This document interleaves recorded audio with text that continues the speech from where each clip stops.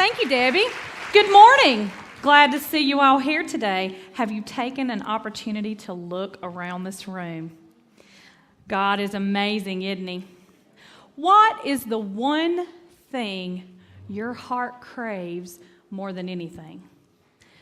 Take just a moment to think about that. See if you can sum it down to one word and maybe write it in one of those hearts that's on your handout there.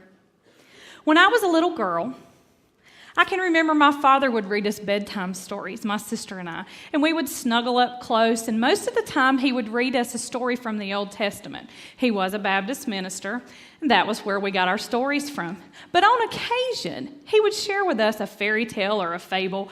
He was a pretty big softy for Disney stories. Oh, I can remember the Cinderella and the Snow White and the Sleeping Beauty. And oh my goodness, my heart would just long for that prince to come on his horse and save me one day. But then here recently, Disney came out with a new movie called The Princess and the Frog. It was an adaptation of a poem called The Frog Prince. It was an old fable. It quickly became my favorite. You see, because the story is about a girl who wasn't really a princess at all.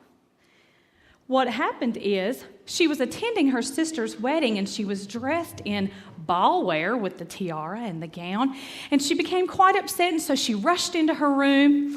It wasn't long till a suave frog showed up speaking all the right words, and he told her, "If you'll just kiss me and make me a prince, I'll make all your dreams come true." So she considered it because the one thing her heart craved most was a restaurant for herself. So she considered it, and she thought, well, you know, he is a frog.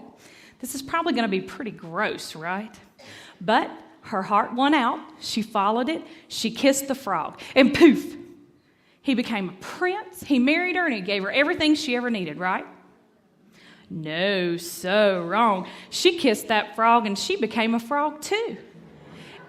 Right? And what happened from there was quite an adventure that the two of them shared trying to overcome being frogs. I always thought, too, that following my heart was the choice I should make. That one day it would lead me to everything I desired. Money, love, romance, success. If I would just listen to it, it would lead me exactly where I needed to be for the happily ever after. So as I grew and became a young woman, and my longing for romance grew quite healthy, I'm sure you can relate, I craved a prince to pursue me. I wanted him to chase me, to make it worth my while. So I followed my heart. And you know what? I kissed that frog. And what followed was nothing short of a tragedy. Instead of the love story I had so craved. So whether the hero of the story is a prince or a knight or a bumbling idiot with sweet words and a wonderful heart, it all comes down to the same thing for women. We want to be pursued, chased after, sought after. We love to have the feeling of the excitement and the butterflies and the exhilaration that follows the chase. Am I right? Yes. So let's see if you can help me out here. Let's see how many of you can recognize some words from some famous movies, okay? Me, I'm scared of everything. I'm scared of what I saw. I'm scared of what I did, of who I am. And most of all, I'm scared of walking out of this room and never feeling the rest of my whole life the way I feel with you. Who is that? Dirty Dancing. All right. Woo, them was good words. Let's try again. Let's try again. Before you, my life was like a moonless night, very dark, but there were stars, points of light and reason. And then you shot across my sky like a meteor. Suddenly, everything was on fire. There was brilliancy, there was beauty. When you were gone, when the meteor had fallen over the horizon, everything went black. Nothing had changed. But my eyes were blinded by the light. I couldn't see the stars anymore, and there was no reason for anything. Anybody?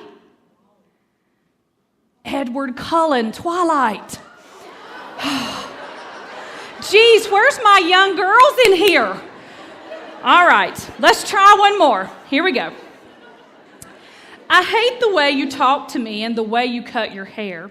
I hate the way you drive my car. I hate it when you stare. I hate your big dumb combat boots and the way you read my mind. I hate you so much it makes me sick, it even makes me rhyme. I hate the way you're always right and I hate it when you lie. I hate it when you make me laugh, even worse when you make me cry. I hate it when you're not around and the fact that you didn't call. But mostly, I hate the way I don't hate you. Not even close, not even a little bit, not even at all. 10 things I hate about you. All right, last one. This one's a tough one, okay? Take love, multiply it by infinity, and take it to the depths of forever. And you still only have a glimpse of the way I feel for you. Ooh. Meet Joe Black. Y'all did pretty good. Woo, are you girls as worked up as I am? Because I think them words was working on me. Have you ever found yourself wrapped up in a book or a movie or a song and you read it over and over or you watch it over and over? One of the ladies who's also sharing here today shared with us in a meeting we had that she would go home every day after school and put Dirty Dancing in every day. Every day. Knew every word, every song. Have you ever been there? I have. Or what about a song? And the lyrics just so meet you where you are. And you, every time the song comes on, your heart just says, yeah, happens to me too. It calls out to your deepest, most inner places. It stirs in your heart and your mind. It causes you to consider kissing the frog, delving into a little trouble. But you know, your heart isn't always the best leader to follow, right? Sometimes it can lead us into a dark or scary place. And that's not where we want to go, because then it leaves us wondering why we're Ella in ashes, right? Instead of the princess with the happy ending. Truth be known, the glass slippers were probably sold to pay the rent, and you're constantly cleaning up horse poo, right? Proverbs 27:19 says, as water reflects the face, so one's life reflects the heart. So what that means is your heart is reflected back to you by others. When we capture these false desires and we allow these fairy tales to measure our reality, what we hold in our hearts becomes what we crave most in life.